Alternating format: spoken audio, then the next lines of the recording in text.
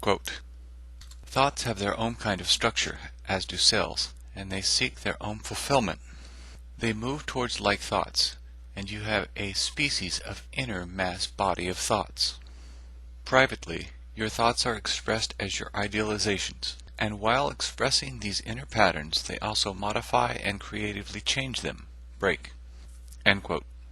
Here we find a pattern that is repeated within Seth's work about thoughts, and that is that they move towards like thoughts. Seth uses the analogy of thoughts as cells in other places and also stresses their relationship between thoughts and cells of the body. It is now becoming well known that there is a definite mind-body relationship, and our thoughts have a direct influence on our body. This, of course, has its metaphysical counterparts, since the body is the closest physical object we are in connection with into this physical universe. I will note that the concept of thoughts having effect on the body is as nothing new. It is now becoming more predominant, and such ideas as that of Deepak Chopra's are being incorporated. The idea of thoughts having what we would call a polarity does help us understand their activity. If we consider this in light of association, as shown in our experiments with following of a thought, we can see the correlation. It was most likely that as you did that experiment, and if you did start to get the other thoughts in association, they were of like nature.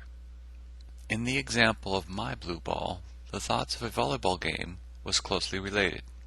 But then my attention went off the ball, to the rest of the scene, to the beach.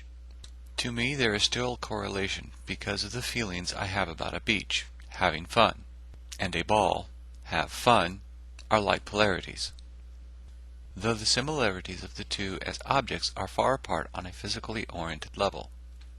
It would make some logical sense that if our thoughts are attracted to other thoughts of like nature, that they are unattracted to or even repelled by unlike thoughts. But in this area we cannot think of them in terms of opposites. There are not two just polarities of thought, but each is unique. Some of you may relate to this by thinking about feelings more than thoughts. In many cases we find that people gravitate and get along with others that think the same, and distance themselves from the others that think differently. This may be a perfectly natural tendency of just having something in common with that person. But what about the situation where we like or dislike someone before we know them? In old terms, good vibes or bad vibes. Many people are sensitive to this, especially psychics. In this it may be actually the polarity of the thoughts between us, and as thoughts change, these feelings can change. Let us take a deeper look into these interactions of thought as compared to living cells. Nature of Personality, Session 633. Quote, "Remember, these mental associations are living things. They are formations of energy assembled into invisible structures through processes quite as valid and complex as the organizations of any group of cells. Comparing them with cells, they are of a briefer duration, generally speaking, though under certain conditions this does not apply. But your thoughts form structures as real as the cells. Their composition is different in that no solidity is involved in your terms. As living cells have a structure, react to stimuli, and organize according to their own classifications, so do thoughts. Thoughts thrive on association. They magnetically attract other like themselves, and like some strange microscopic animal, they repel their enemies, or other thoughts that are threatening to their own survival." End quote.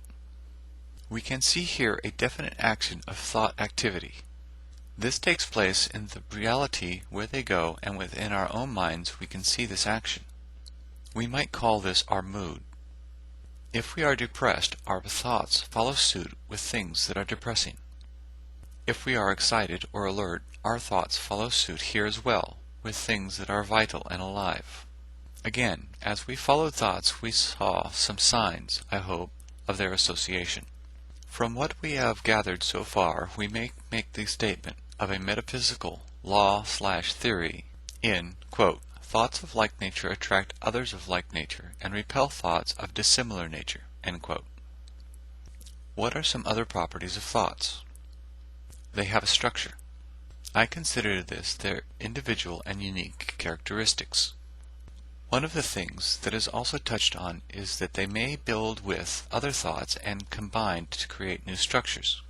These structures of thought also react to stimuli, and this implies that there exists an environment where there is something to react to. I would mainly say it would be other thoughts as in attraction or repulsion, but there may be other factors. Let's examine what else we can find out about this nature of their reaction and where they go. It is here where Seth explains some concepts that, as far as I know, are original to his work. But, as I suspect with his other information, science may find the correlation.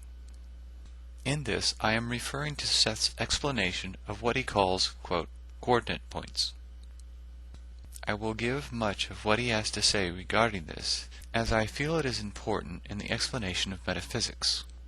I also feel this is from him, and I will give it in his own words. Then we will examine it in relation to what we have found so far. Seth Speaks, Session 524. Quote, the peculiar aspects of your physical world are dependent upon your existence and focus within it. The physical universe does not contain physical objects of solidity, width, and depth, for example, to those whose existence is not within it. Other kinds of consciousness coexist within the same, quote, space that your world inhabits.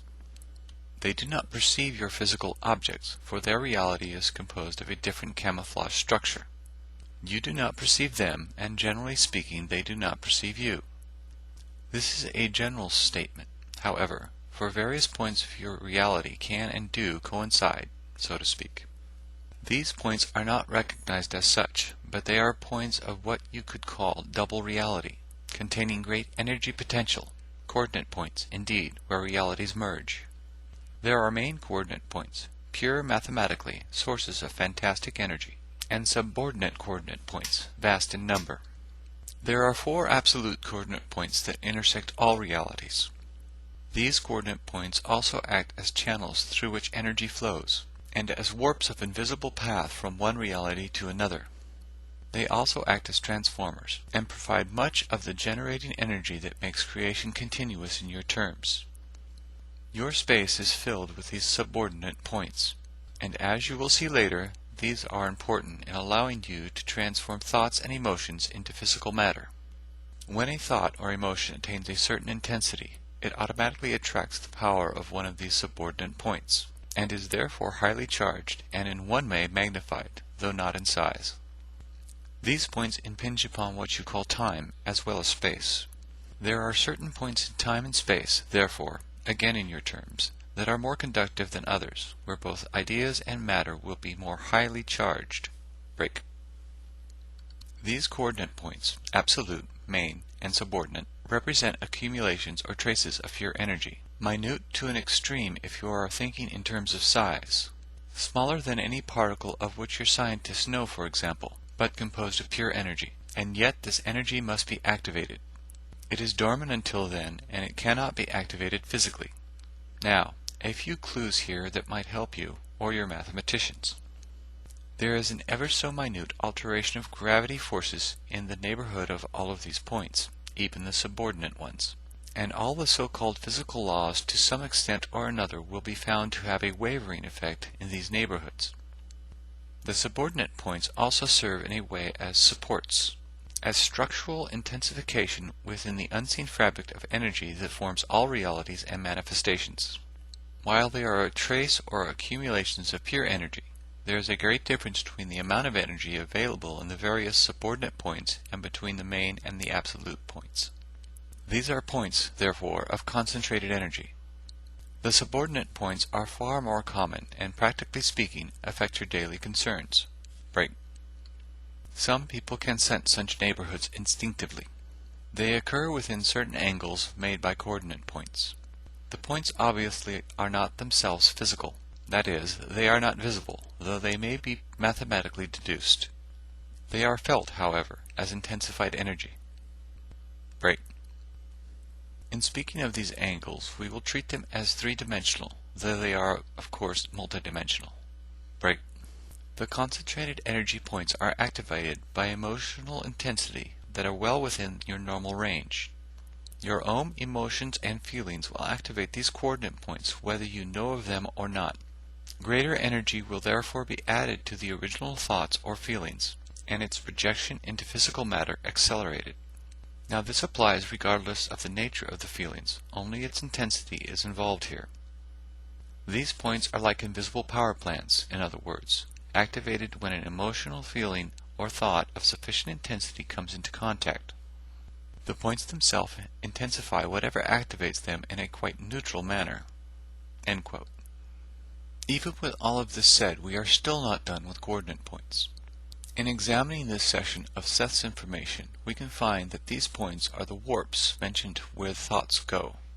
They go into other levels of reality where they, quote, coincide. When we followed our thoughts, we may have activated one of these subordinate points in our efforts. Then again, we may not have activated it in the sense I believe it is meant here.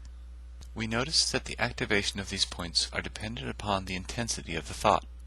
We may have achieved that intensity by our concentration and focus on our thoughts that we used for our experiment. When we concentrated on a thought, we added energy to it. Did you experience any extra gain of energy beyond what you think you put into it? This energy must be evaluated in some way to be noticed. In a way, it is to make the thought more permanent, even to the level of physical materialization. After your exercise to follow your thought, did it seem more real? Did it stay in your mind or pop up at some other time? Did you see evidence of it in the physical world? Another way to be aware of extra energy is by our reaction. Did your image become vivid, take on its own structure? Did you suddenly have some feeling that grew out of your thought?